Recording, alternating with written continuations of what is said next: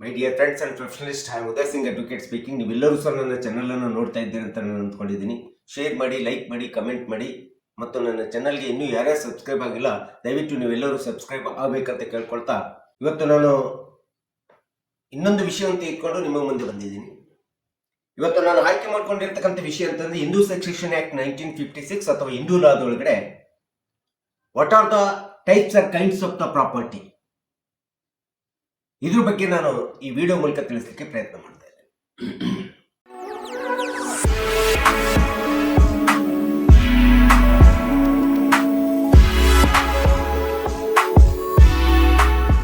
So ನಾನು ಇವತ್ತಿನ ದಿನ ಈ ವಿಡಿಯೋ ಮೂಲಕ ನಾನು ಹೇಳಲಿಕ್ಕೆ ಹೊರಟಿರ್ತಕ್ಕಂಥದ್ದು, ಇವತ್ತು ಹಿಂದೂ ಲಾ ಇರ್ಬೋದು ಅಥವಾ ಹಿಂದೂ ಸಕ್ಸೆಷನ್ ಆಕ್ಟ್ 1956, ಭಾರತೀಯ ಉತ್ತರಾಧಿಕಾರತ್ವ ಕಾಯ್ದೆ 1956 ಇರ್ಬೋದು, ಇಂಥ ಒಂದು ವಾರಸುದಾರರ ಕಾಯ್ದೆ ಒಳಗಡೆ ನಾವು ಹಲವಾರು ವಿಧವಾದಂತ ಪ್ರಾಪರ್ಟಿಯನ್ನು ನೋಡ್ತಾ ಹೋಗ್ತೀವಿ. ನಾವು ಸಹಜವಾಗಿ ಆಸ್ತಿಯ ವಿಧಗಳಲ್ಲಿ ಅತಿ ಪ್ರಮುಖವಾಗಿ ಮೂಲಭೂತವಾಗಿ ಎರಡು ವಿಧವಾದಂತ ಆಸ್ತಿಯನ್ನ ನಾವು ನೋಡ್ತಾ ಇದ್ವಿ.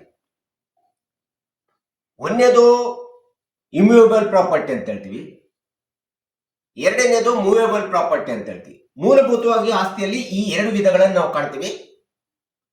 ಒಂದು ಸ್ಥಿರ ಆಸ್ತಿ, ಇನ್ನೊಂದು ಚಿರ ಆಸ್ತಿ ಅಂತ ಹೇಳಿ.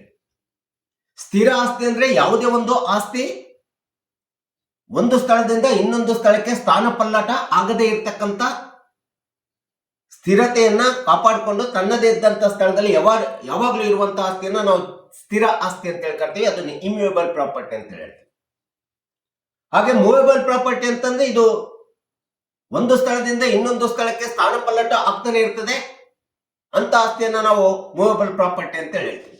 ಸೊ ಈ ರೀತಿ ಹಿಂದೂ ಉತ್ತರಾಧಿಕಾರತ್ವ ಕಾಯ್ದೆ ಅಥವಾ ವಾರಸುದಾರ ಕಾಯ್ದೆ 1956 ಮತ್ತು ಹಿಂದೂ ಲಾದೊಳಗಡೆ ನಾವು ನೋಡ್ತಾ ಹೋದಂತ ಸಂದರ್ಭದಲ್ಲಿ ಈ ಎರಡು ವಿಧವಾದಂತ ಆಸ್ತಿಗಳಲ್ಲಿ ನಾವು ಇಮ್ಯೂವೇಬಲ್ ಪ್ರಾಪರ್ಟಿಯನ್ನು ನೋಡಿದ್ರೆ ಹಲವಾರು ವಿಧಗಳಿಂದ ಕೂಡಿರ್ತಕ್ಕಂಥ ಇಮ್ಯೂವೇಬಲ್ ಪ್ರಾಪರ್ಟಿಯನ್ನು ನಾವು ನೋಡ್ತಾ ಇದ್ದೀವಿ. ಸೊ ಹೀಗೆ ವಾರಸುದಾರರ ಕಾಯ್ದೆ 1956 ಎಷ್ಟು ವಿಧಗಳಿಂದ ಇರ್ತಕ್ಕಂಥ ಪ್ರಾಪರ್ಟಿ ಇದೆ. ನಾವು ಸಹಜವಾಗಿ ಆನ್ಸಿಸ್ಟ್ರಲ್ ಪ್ರಾಪರ್ಟಿ ಅಥವಾ ಸೆಲ್ಫ್ ರೆಕಾರ್ಡ್ ಪ್ರಾಪರ್ಟಿ ಅಂತೇಳಿ ಎರಡು ವಿಧಗಳನ್ನ ನಾವು ಕೇಳಿರ್ತೀವಿ. ಆದ್ರೆ ಕಾನೂನನ್ನ ಹಿಂದೂ ಲಾದೊಳಗಡೆ ಕಾನೂನಿನ ವ್ಯಾಪ್ತಿ ಒಳಗಡೆ ಹೋದಾಗ ನಮಗೆ ಹಲವಾರು ವಿಧವಾಗಿರ್ತಕ್ಕಂಥ ಪ್ರಾಪರ್ಟಿಯನ್ನ ನಾವು ನೋಡ್ತಾ ಇದ್ದೀವಿ. ಆ ಯಾವ್ಯಾವ ವಿಧದಲ್ಲಿ ಪ್ರಾಪರ್ಟಿ ಇರ್ತದೆ ಆ ವಿಧದ ಮೇಲೆ ನಾವು ಪ್ರಾಪರ್ಟಿಯನ್ನು ಹಂಚಿಕೆ ಹಾಕೊಳ್ಳತಕ್ಕಂಥದ್ದು, ಪ್ರಾಪರ್ಟಿಯನ್ನು ವಿಭಾಗ ಮಾಡಿಕೊಳ್ಳತಕ್ಕಂಥ ವ್ಯವಸ್ಥೆಯನ್ನ ಹಿಂದೂ ವಾರಸುದಾರರ ಕಾಯ್ದೆ 1956 ಹೇಳಿರ್ತಕ್ಕಂಥದ್ದು ಅಥವಾ ಹಿಂದೂ ಕಾಯ್ದೆಯಲ್ಲಿ ಹಿಂದೂ ಲಾದಲ್ಲಿ ಹೇಳಿರ್ತಕ್ಕಂಥದ್ದು ನಾವು ನೋಡ್ಬೋದು. ಹಾಗಾದ್ರೆ ಇಂಥ ಒಂದು ಹಲವಾರು ವಿಧವಾಗಿರ್ತಕ್ಕಂಥ ಆಸ್ತಿಗಳು ಯಾವ್ಯಾವು, ಅದು ವಿಶೇಷವಾಗಿ ಇಮ್ಯೂವೇಬಲ್ ಪ್ರಾಪರ್ಟಿ ಒಳಗಡೆ ಹಲವಾರು ವಿಧಗಳನ್ನು ನಾವು ನೋಡ್ತೀವಿ. ಮೂವೇಬಲ್ ಪ್ರಾಪರ್ಟಿಯಲ್ಲಿ ನೋಡ್ಲಿಕ್ಕೆ ಆಗೋದಿಲ್ಲ. ಸೊ ಅಂತ ವಿಧಗಳಲ್ಲಿ ಮೊಟ್ಟ ಮೊದಲನೇದಾಗಿ ನಾವು ಹೇಳ್ಬೇಕಂತಂದ್ರೆ ಆನ್ಸಿಸ್ಟ್ರಲ್ ಪ್ರಾಪರ್ಟಿ ಅಂತ ಹೇಳ್ತೀವಿ. ಆನ್ಸಿಸ್ಟ್ರಲ್ ಪ್ರಾಪರ್ಟಿ ಅಂತಂದ್ರೆ ಪಿತ್ರಾರ್ಜಿತ ಆಸ್ತಿ ಅಂತೇಳಿ ನಿಮ್ಗೆಲ್ಲರಿಗೂ ಗೊತ್ತಿದೆ. ಇಂಥ ಒಂದು ಪಿತ್ರಾರ್ಜಿತ ಆಸ್ತಿ ಯಾವುದೇ 3 ಅಥವಾ 4 ತಲೆಮಾರಿನಿಂದ ನಮ್ಮ ತಂದೆ, ಅಜ್ಜ, ಮುತ್ತಜ್ಜರಿಂದ ಗಳಿಸಿಕೊಂಡು ಬಂದಿರತಕ್ಕಂತ ಹಿಂದೂ ಅವಿಭಕ್ತ ಕುಟುಂಬದಿಂದ ಬಂದಿರತಕ್ಕಂತ ಯಾವುದೇ ವಿಧವಾದಂತ ಆಸ್ತಿಯನ್ನ ನಾವು ಸಹಜವಾಗಿ ಆನ್ಸಿಸ್ಟ್ರಲ್ ಪ್ರಾಪರ್ಟಿ ಅಥವಾ ಪಿತ್ರಾರ್ಜಿತ ಆಸ್ತಿ ಅಂತೇಳಿ ನಾವು ಕರೀತಕ್ಕಂಥದ್ದು ನಾವು ನೋಡ್ತಾ ಇದ್ದೀವಿ. ಸೊ ಇದು ಮೊಟ್ಟ ಮೊದಲನೇದಾಗಿರ್ತಕ್ಕಂಥ ವಿಧವಾದಂತ ಆಸ್ತಿ. ಇನ್ನು ಎರಡನೇದಂತಂದ್ರೆ ಸೆಲ್ಫ್ ರೆಕಾರ್ಡ್ ಪ್ರಾಪರ್ಟಿ ಅಂತ ಹೇಳ್ತೀವಿ. ಸ್ವಯಾರ್ಜಿತ ಆಸ್ತಿ. ಪಿತ್ರಾರ್ಜಿತ ಆಸ್ತಿಗೂ ಸ್ವಯಾರ್ಜಿತ ಆಸ್ತಿಗೂ ತುಂಬಾ ವ್ಯತ್ಯಾಸ ಇದೆ. ಯಾವುದೇ ಒಂದು ವಿಧವಾದಂತ ಆಸ್ತಿಯನ್ನ ನಮ್ಮ ಬೌದ್ಧಿಕ ವ್ಯವಸ್ಥೆಯ ಮೇಲೆ ಅಥವಾ ನಮ್ಮ ಶಾರೀರಿಕವಾದಂತ ಶ್ರಮವನ್ನ ಹಾಕ್ಬಿಟ್ಟು ಅಥವಾ ಯಾವುದೇ ಒಂದು ಸರ್ಕಾರಿ ಉದ್ಯೋಗವನ್ನು ಪಡ್ಕೊಂಡು ಆ ಉದ್ಯೋಗದಿಂದ ಗಳಿಸಿರ್ತಕ್ಕಂಥ ಮನೆ ಇರ್ಬೋದು, ಆಸ್ತಿ ಇರ್ಬೋದು, ಇದೆಲ್ಲದರ ನಮ್ಮದೇ ಆದಂತ ವೈಯಕ್ತಿಕವಾದಂತ ಶ್ರಮ, ಬೌದ್ಧಿಕ ಶಾರೀರಿಕ ಶ್ರಮ ಹಾಕಿ ಅಥವಾ ಸರ್ಕಾರಿ ಸೇವೆಯನ್ನು ಸಲ್ಲಿಸಿ ಆ ಉದ್ಯೋಗದಿಂದ ಬಂದಿರತಕ್ಕಂಥ ಹಣದಿಂದ, ಆದಾಯದಿಂದ ಗಳಿಸಿರ್ತಕ್ಕಂಥ ಈ ಎಲ್ಲ ಆಸ್ತಿಯನ್ನ ನಾವು ಸ್ವಯಾರ್ಜಿತ ಆಸ್ತಿ ಅಂತೇಳಿ ಕರಿತೀವಿ. ಸೆಲ್ಫ್ ರೆಕಾರ್ಡ್ ಪ್ರಾಪರ್ಟಿ ಅಂತೇಳಿ ಕರಿತೇವೆ. ಈ ಆಸ್ತಿಯನ್ನ ಅನುಭವಿಸುವಂತ ಆ ವ್ಯಕ್ತಿಗೆ ಸಂಪೂರ್ಣವಾದಂತ ಕಾನೂನುಬದ್ಧ ಅಧಿಕಾರ ಅವನಿಗೆ ಇರ್ತದೆ. ಈ ಆಸ್ತಿಯ ಮೇಲೆ ಯಾರಿಗೂ ಸಹ ಕುಟುಂಬದವರಿಗೆ ಯಾರಿಗಾಗ್ಲಿ ಹಕ್ಕು ಇರೋದಿಲ್ಲ. ಆ ಆಸ್ತಿಯನ್ನು ಅವನು ಏನ್ ಬೇಕಾದ್ರೂ ಸಹ ಮಾಡುವಂತ ಸಂಪೂರ್ಣವಾದಂತ ಕಾನೂನುಬದ್ಧ ಅಧಿಕಾರ ಸೆಲ್ಫ್ ರೆಕಾರ್ಡ್ ಪ್ರಾಪರ್ಟಿಯನ್ನು ಗಳಿಸಿರ್ತಕ್ಕಂಥ ವ್ಯಕ್ತಿಗೆ ಇರ್ತಕ್ಕಂಥದ್ದು ನಾವು ನೋಡ್ತಾ ಇದ್ದೇವೆ. ಸೊ ಇದು ಎರಡನೇದು. ಇನ್ನು ಮೂರನೇ ಒಂದು ವಿಧ ಅಂತಂದ್ರೆ ಸಪರೇಟ್ ಪ್ರಾಪರ್ಟಿ ಅಂತ ಹೇಳಿದೆ. ಸಪರೇಟ್ ಪ್ರಾಪರ್ಟಿ ಎಂಬತಕ್ಕಂಥದ್ದು ಪ್ರತ್ಯೇಕವಾದಂತ ಆಸ್ತಿ. ಸೊ ಪ್ರತ್ಯೇಕವಾದಂತ ಆಸ್ತಿ ಅಂತಂದ್ರೆ ಹಿಂದೂ ಅವಿಭಕ್ತ ಕುಟುಂಬದಲ್ಲಿ ನಾವು ವಾಸವಾಗಿರ್ತೀವಿ. ಸೊ ಇಂಥ ಒಂದು ಒಟ್ಟು ಕುಟುಂಬದಲ್ಲಿ ವಾಸವಾಗಿದ್ದು ಸಹ ಒಬ್ಬ ವ್ಯಕ್ತಿ ತನ್ನದೇ ಆದಂತ ಪ್ರತ್ಯೇಕವಾದಂತ ವ್ಯವಹಾರವನ್ನು ಮಾಡ್ಕೊಂಡ್ಬಿಟ್ಟು ಆ ವ್ಯವಹಾರದಿಂದ ತಾನು ಗಳಿಸಿರ್ತಕ್ಕಂಥ ಹಣದಿಂದ ಯಾವುದೇ ಆಸ್ತಿಯನ್ನು ಕೊಂಡ್ಕೊಂಡಿರ್ಬೋದು ಅಥವಾ ಪರ್ಚೇಸ್ ಮಾಡಿರ್ಬೋದು, ಸೇಲ್ ಡೀಡ್ ಮೂಲಕ ಮಾಡಿಸ್ಕೊಂಡಿರ್ಬೋದು, ಖರೀದಿ ಪತ್ರದ ಮೂಲಕ ಖರೀದಿ ಮಾಡಿರ್ಬೋದು, ಮಾಡಿಕೊಂಡು ತನ್ನದೇ ಆದಂತ ಹೆಸರಿನಲ್ಲಿ ನೋಂದಣಿ ಮಾಡಿಸಿಕೊಂಡಿರ್ಬೋದು, ಅಥವಾ ಒಂದು ಆಸ್ತಿ ಇತರರಿಂದ ಗಿಫ್ಟ್ ಡೀಡ್ ಮಾಡಿಸ್ಕೊಂಡಿರ್ಬೋದು ಅಥವಾ ವಸಿಯತ್ ಮಾಡಿಸ್ಕೊಂಡಿರ್ತಕ್ಕಂಥ ಆಸ್ತಿ ಇರ್ಬೋದು. ಈ ರೀತಿ ಬೇರೆಯವರಿಂದ ಖರೀದಿ ಮಾಡಿರ್ತಕ್ಕಂಥದ್ದು, ಗಿಫ್ಟ್ ಡೀಡ್ ದಾನಪತ್ರ ಮಾಡಿಸ್ಕೊಂಡಿರ್ತಕ್ಕಂಥದ್ದು, ವಸಿಯತ್ ಇಟ್ಕೊಂಡು ಬಂದಿರತಕ್ಕಂಥ ಯಾವುದೇ ವಿಧವಾದಂತ ಆಸ್ತಿ ಇದೆ ಅದನ್ನು ನಾವು ಸಹಜವಾಗಿ ಸಪರೇಟ್ ಪ್ರಾಪರ್ಟಿ ಅಂತ ಹೇಳ್ಕೊಳ್ತೀವಿ. ಇಂಥ ಒಂದು ಆಸ್ತಿಯ ಮೇಲೆ ಉಳಿದ ಕೌಟುಂಬಿಕ ಸದಸ್ಯರಿಗೆ ಯಾವುದೇ ಒಂದು ಹಕ್ಕು ಇರೋದಿಲ್ಲ.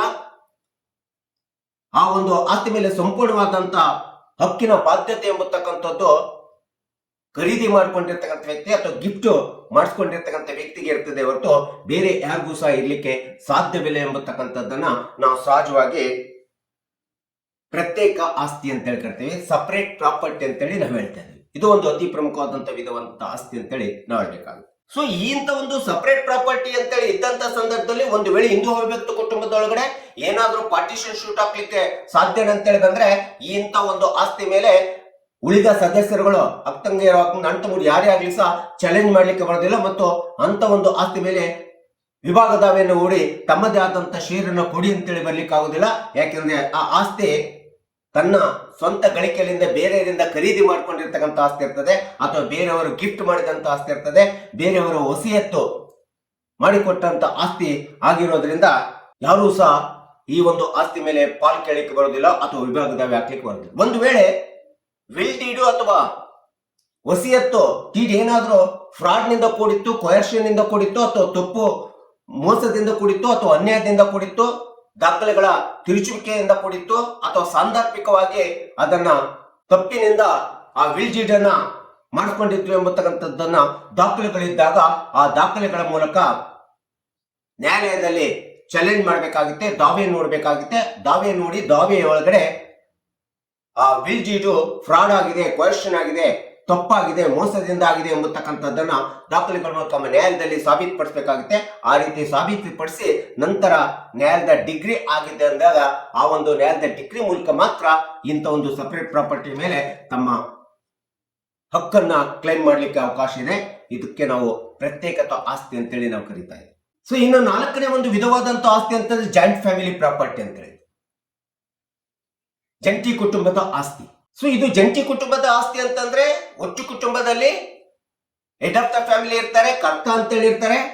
ಕರ್ತನ ಜೊತೆಗೆ ಉಳಿದ ಸದಸ್ಯರುಗಳು, ಕುಟುಂಬದ ಸದಸ್ಯರುಗಳೆಲ್ಲರೂ ಸೇರಿ ಗಳಿಸಿಬಿಟ್ಟು ಆ ರೀತಿ ಒಟ್ಟು ಕುಟುಂಬದ ಆರ್ಥಿಕ ಸಹಾಯದಿಂದ ಗಳಿಸಿದಂತ ಆಸ್ತಿ ಏನಿದೆ, ಅದು ಮನೆ ಇರ್ಬೋದು, ಸೈಟ್ ಇರ್ಬೋದು, ಇನ್ಯಾವುದೇ ಆಸ್ತಿ ಇರ್ಬೋದು, ಇಂಥ ಒಂದು ಗಳಿಸಿದಂತ ಆಸ್ತಿಯನ್ನ ನಾವು ಸಹಜವಾಗಿ ಕುಟುಂಬದ ಸದಸ್ಯರೆಲ್ಲರೂ ಸಹ ಎಲ್ಲರಿಗೂ ಹಕ್ಕು ಇರುವಂತ ಒಂದು ಆಸ್ತಿಯನ್ನ ನಾವು ಸಹಜವಾಗಿ ಜಾಯಿಂಟ್ ಫ್ಯಾಮಿಲಿ ಪ್ರಾಪರ್ಟಿ ಅಂತ ಹೇಳಿ ಕರಿತೀವಿ.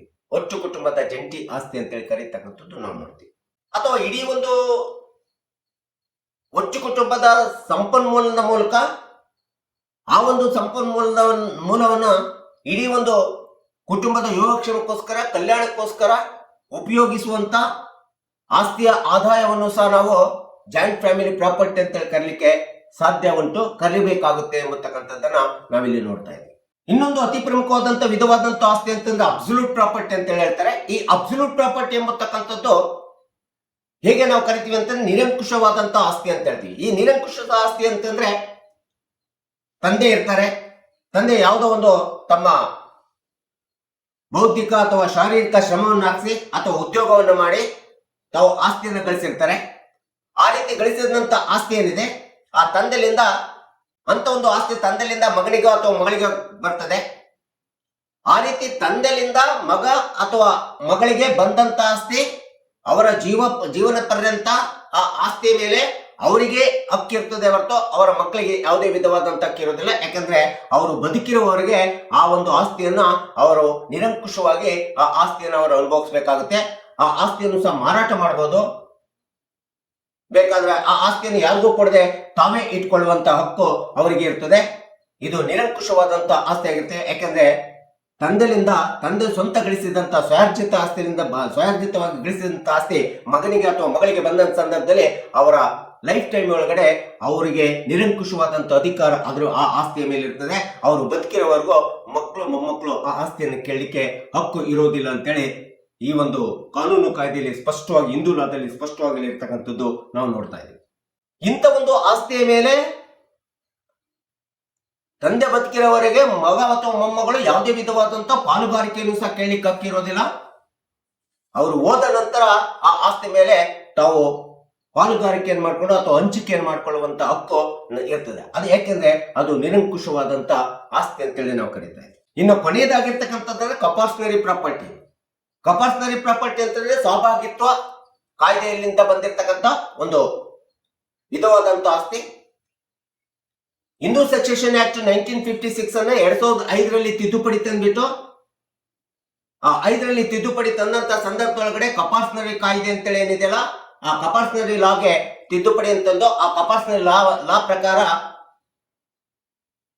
ಅದು ಪಿತ್ರಾರ್ಜಿತ ಆಸ್ತಿ ಇರ್ಬೋದು, ಸ್ವಯಾರ್ಜಿತ ಆಸ್ತಿ ಇರ್ಬೋದು. ಪಿತ್ರಾರ್ಜಿತ ಆಸ್ತಿ ಮತ್ತು ಸ್ವಯಾರ್ಜಿತ ಆಸ್ತಿಯಲ್ಲಿ ಅಣ್ಣ ತಮ್ಮಂದಿರು, ಅಕ್ಕ ತಂಗಿಯರಿಗೆ ವಿಶೇಷವಾಗಿ ವುಮೆನ್ಸ್ ರೈಟ್ ಟು ಪ್ರಾಪರ್ಟಿ, ಮಹಿಳಾ ಆಸ್ತಿ ಹಕ್ಕನ್ನ ಜಾರಿಗೊಳಿಸಲಿಕ್ಕೋಸ್ಕರ ಈ ಒಂದು ಕಂಪಲ್ಸರಿ ಪ್ರಾಪರ್ಟಿಯನ್ನ ಇವತ್ತು 2005ರ ನಂತರ ಹೆಚ್ಚಿನ ಪ್ರಾಮುಖ್ಯತೆ, ಮಹತ್ವವನ್ನು ಕೊಟ್ಟಿರ್ತಕ್ಕಂಥದ್ದು ನಾವು ನೋಡ್ತೀವಿ. ಈ ಒಂದು ಕಂಪಲ್ಸರಿ ಪ್ರಾಪರ್ಟಿ ಪ್ರಕಾರ ಒಂದು ಕುಟುಂಬದೊಳಗಡೆ ಪಿತ್ರಾರ್ಜಿತ ಅಥವಾ ಸ್ವಯಾರ್ಜಿತ ಆಸ್ತಿಯಲ್ಲಿ ತಮ್ಮ ಕುಟುಂಬದ ಅಕ್ಕ ತಂಗಿರು, ಅಣ್ಣ ತಮ್ಮಂದಿರು ಏನಿರ್ತಾರೆ ಅವರೆಲ್ಲರಿಗೂ ಸಹ ಸಮಪಾಲು ಇದೆ, ಸಮಾನವಾದಂತ ಹಕ್ಕಿದೆ, ಸಮಪಾಲು ಇದೆ. ಸೊ ಈ ರೀತಿಯಾದಂತ ಆಸ್ತಿ ಮೇಲೆ ಎಲ್ಲರಿಗೂ ಸಹ ಸಮಾನ ಹಕ್ಕನ್ನ ಕೊಡುವಂತ, ಸಮಾನತೆಯ ಆಸ್ತಿ ಹಕ್ಕನ್ನು ಕೊಡುವಂತ ಕಾನೂನು ಕಾಯ್ದೆ ಏನಿದೆ, ಆ ಕಾನೂನು ಕಾಯ್ದೆ 2005ರ ನಂತರ ಕಂಪಲ್ಸರಿ ಪ್ರಾಪರ್ಟಿ ಅಂತೇಳಿ ಉಟ್ಕೊಳ್ತದೆ. ಕಂಪಲ್ಸರಿ ಲಾವನ್ನ ಎಕ್ಸಿಕ್ಯೂಟ್ ಮಾಡ್ತಾರೆ, ಎಸ್ಟಾಬ್ಲಿಷ್ಮೆಂಟ್ ಮಾಡ್ತಾರೆ. ಆ ಕಂಪಲ್ಸರಿ ಲಾ ಪ್ರಕಾರ ಇವತ್ತು ವಿಶೇಷವಾಗಿ ಮಹಿಳೆ ಅಂತೇಳಿದೆ, ಮಹಿಳೆ ಆಸ್ತಿ ಹಕ್ಕನ್ನ ಜಾರಿಗೊಳಿಸಲಿಕ್ಕೋಸ್ಕರ ಈ ಕಂಪಲ್ಸರಿ ಪ್ರಾಪರ್ಟಿ ಅಂತೇಳಿ ಬಂದಿದೆ. ಈ ಒಂದು ಕಂಪಲ್ಸರಿ ಪ್ರಾಪರ್ಟಿ ಪ್ರಕಾರ ಇವತ್ತು ಒಂದು ಪಿತ್ರಾರ್ಜಿತ ಅಥವಾ ತಂದೆಯಿಂದ ಗಳಿಸಿರ್ತಕ್ಕಂಥ ಸ್ವಯಾರ್ಜಿತ ಆಸ್ತಿ ಒಳಗಡೆ ಗಂಡು ಮಕ್ಕಳಿಗೆ ಎಷ್ಟು ಸಮಾನ ಹಕ್ಕಿದೆಯೋ, ಸಹೋದರರಿಗೆ ಎಷ್ಟು ಸಮಾನ ಹಕ್ಕಿದೆಯೋ ಅದೇ ರೀತಿಯಾದಂತ ಸಮಾನ ಹಕ್ಕು ಇವತ್ತು ಸಹೋದರಿಯರಿಗೆ ಇದೆ, ಡಾಟರ್ಸ್ ಗಳಿಗೆ ಇದೆ, ಹೆಣ್ಮಕ್ಳಿಗೆ ಇದೆ ಎಂಬತಕ್ಕಂತ ಒಂದು ಕಾನೂನು ಕಾಯ್ದೆ ಏನಿದೆಯಲ್ಲ, ಈ ಒಂದು ಕಾನೂನು ಕಾಯ್ದೆಯಿಂದ ಬಂದಿರತಕ್ಕಂತ ಆಸ್ತಿಯನ್ನ ನಾವು ಕಂಪಲ್ಸರಿ ಪ್ರಾಪರ್ಟಿ ಅಂತ ಹೇಳ್ತೀವಿ. ಈ ಒಂದು ಕಂಪಲ್ಸರಿ ಲಾ ಪ್ರಕಾರ ಇವತ್ತು ಮಹಿಳೆಯು ಸಹ ಹುಟ್ಟಿದಾಗಿನಿಂದ ಸಹೋದರರ ಜೊತೆಗೆ ಪಿತ್ರಾರ್ಜಿತ ಆಸ್ತಿ ಮತ್ತು ಸ್ವಯಾರ್ಜಿತ ಆಸ್ತಿ ಒಳಗಡೆ ಅವಳಿಗೂ ಸಹ ಸಮಾನವಾದಂತ ಆಸ್ತಿ ಹಕ್ಕು ಇದೆ ಎಂಬತಕ್ಕಂಥದ್ದನ್ನ ಹೇಳತಕ್ಕಂಥ ಒಂದು ಅತಿ ಪ್ರಮುಖವಾದಂತ ವಿಧವಾದಂತ ಆಸ್ತಿಯನ್ನ ನಾವು ಸಹಜವಾಗಿ ಕಂಪಲ್ಸರಿ ಪ್ರಾಪರ್ಟಿ ಅಂತೇಳಿ ನಾವು ಹೇಳ್ತಾ ಇದ್ದೀವಿ. ಸೊ ಈಗ ಹಿಂದೂ ಲಾವನ್ನ ನೋಡಿದಾಗ ಅಥವಾ ಹಿಂದೂ ವಾರಸುದಾರರ ಕಾಯ್ದೆ, ಉತ್ತರಾಧಿಕಾರತ್ವ ಕಾಯ್ದೆ 1956 ನಾವು ನೋಡಿದಾಗ ಪ್ರಾಪರ್ಟಿಯ ವಿಧಗಳನ್ನ ನಾವು ನೋಡ್ತಾ ಹೋದ್ರೆ ಕಾನೂನು ಕಾಯ್ದೆ ಪ್ರಕಾರ ಬರೀ ಒಂದೇ ವಿಧವಾದ ಅಥವಾ ಎರಡೇ ವಿಧವಾದಂತ ಆಸ್ತಿ ಇಲ್ಲ. ಆಸ್ತಿಯ ಮೂಲ ವಿಧಗಳು ಇಮ್ಯೂಯಬಲ್ ಪ್ರಾಪರ್ಟಿ ಮತ್ತು ಮೂವೇಬಲ್ ಪ್ರಾಪರ್ಟಿ ಅಂತೇಳಿ ನಾವು ನೋಡ್ತೀವಿ. ಸ್ಥಿರ ಆಸ್ತಿ, ಚಿರ ಆಸ್ತಿ ಜೊತೆಗೆ ಈ ಇಮ್ಯೂಯಬಲ್ ಪ್ರಾಪರ್ಟಿ ಒಳಗಡೆ ಇಂಥ ಒಂದು 6 ವಿಧವಾಗಿರ್ತಕ್ಕಂಥ ಕಾಯಿದೆಯಿಂದ ಕೂಡಿರ್ತಕ್ಕಂಥ ಕಾನೂನುಬದ್ಧವಾಗಿರ್ತಕ್ಕಂಥ ಆಸ್ತಿ ವಿಧಗಳು ನಾವು ಇವತ್ತು ಹಿಂದೂ ಲಾದಲ್ಲಿ ನೋಡ್ತೀವಿ. ಅಂತ ಒಂದು ಆಸ್ತಿ ಅಂತಂದ್ರೆ ಆನ್ಸಿಸ್ಟ್ರಲ್ ಪ್ರಾಪರ್ಟಿ ಇರ್ಬೋದು, ಸೆಲ್ಫ್ ಅಕಾರ್ಡ್ ಪ್ರಾಪರ್ಟಿ ಇರ್ಬೋದು, ಸಪರೇಟ್ ಪ್ರಾಪರ್ಟಿ ಇರ್ಬೋದು, ಜಾಯಿಂಟ್ ಫ್ಯಾಮಿಲಿ ಪ್ರಾಪರ್ಟಿ ಇರ್ಬೋದು, ಅಬ್ಸಲ್ಯೂಟ್ ಪ್ರಾಪರ್ಟಿ ಇರ್ಬೋದು, ನಂತರ ಕಂಪಲ್ಸರಿ ಪ್ರಾಪರ್ಟಿ ಇರ್ಬೋದು. ಹೀಗೆ 6 ವಿಧವಾದಂತ ಆಸ್ತಿಗಳು ಇರ್ತವೆ. ಇಂಥ ಒಂದು 6 ವಿಧವಾದಂತ ಆಸ್ತಿಗಳು ಯಾವ್ಯಾವ ವಿಧದಲ್ಲಿ ಆಸ್ತಿ ಬಂದಿದೆ ಮತ್ತು ಯಾವ್ಯಾವ ವಿಧದ ಆಸ್ತಿ ಒಳಗಡೆ ನಾವು ಹೇಗೆ ಪಾಲುಗಾರಿಕೆ ಮಾಡ್ಕೋಬೇಕು, ಹೇಗೆ ಹಂಚಿಕೆ ಮಾಡ್ಕೋಬೇಕು ಎಂಬತಕ್ಕಂಥದ್ದು ಆಯಾ ವಿಧದ ಆಸ್ತಿಯ ಮೇಲೆ ನಾವು ಹಂಚಿಕೆ ಮತ್ತು ಪಾಲುಗಾರಿಕೆಯನ್ನ ಮಾಡ್ಕೊಳ್ಳತಕ್ಕಂಥದ್ದು ಅವಶ್ಯಕತೆ ಇದೆ ಅಂತೇಳಿ ಹಿಂದೂ ವಾರಸುದಾರರ ಕಾಯ್ದೆ 1956 ಮತ್ತು ಹಿಂದೂ ಲಾದೊಳಗಡೆ ಸ್ಪಷ್ಟವಾಗಿ ಹೇಳಿರ್ತಕ್ಕಂಥದ್ದನ್ನ ನಾವು ನೋಡ್ತಾ ಇದ್ದೀವಿ. ಹೀಗಾಗಿ ಆಸ್ತಿಯ ವಿಧಗಳನ್ನ ನಾವು ಸ್ಪಷ್ಟವಾಗಿ ತಿಳ್ಕೊಳ್ಳತಕ್ಕಂಥದ್ದು ತುಂಬಾ ಅವಶ್ಯಕತೆ ಇದೆ ಎಂಬತಕ್ಕಂಥ ಹಿನ್ನೆಲೆಯನ್ನು ಇಟ್ಕೊಂಡು ಕಕ್ಷಿದಾರರಿಗೆ, ಸಾರ್ವಜನಿಕರಿಗೆ ಎಲ್ಲರಿಗೂ ಗೊತ್ತಾಗಲಿ ಎಂಬತಕ್ಕಂಥ ಹಿನ್ನೆಲೆಯನ್ನು ಇಟ್ಕೊಂಡು ನಾನು ಈ ವಿಡಿಯೋನ ಮಾಡಿದ್ದೀನಿ. ದಯವಿಟ್ಟು ನನ್ನ ವಿಡಿಯೋ ಇಷ್ಟ ಆಗಿದ್ರೆ ಶೇರ್ ಮಾಡಿ, ಲೈಕ್ ಮಾಡಿ, ಕಮೆಂಟ್ ಮಾಡಿ ಮತ್ತು ನನ್ನ ಚಾನಲ್ಗೆ ಇನ್ನೂ ಯಾರ್ಯಾರು ಸಬ್ಸ್ಕ್ರೈಬ್ ಆಗಿಲ್ಲ ನೀವೆಲ್ಲರೂ ಸಬ್ಸ್ಕ್ರೈಬ್ ಆಗಬೇಕಂತ ಕೇಳ್ಕೊಳ್ತಾ ಇವತ್ತಿನ ವಿಷಯಕ್ಕೆ ವಿರಾಮ ಹೇಳ್ತೀನಿ. ಇನ್ನೊಂದು ವಿಷಯ ತೆಗೆದುಕೊಂಡು ನಿಮ್ಮ ಮುಂದೆ ಬರ್ತೀನಿ. ಜೈ ಹಿಂದ್, ಜೈ ಕರ್ನಾಟಕ.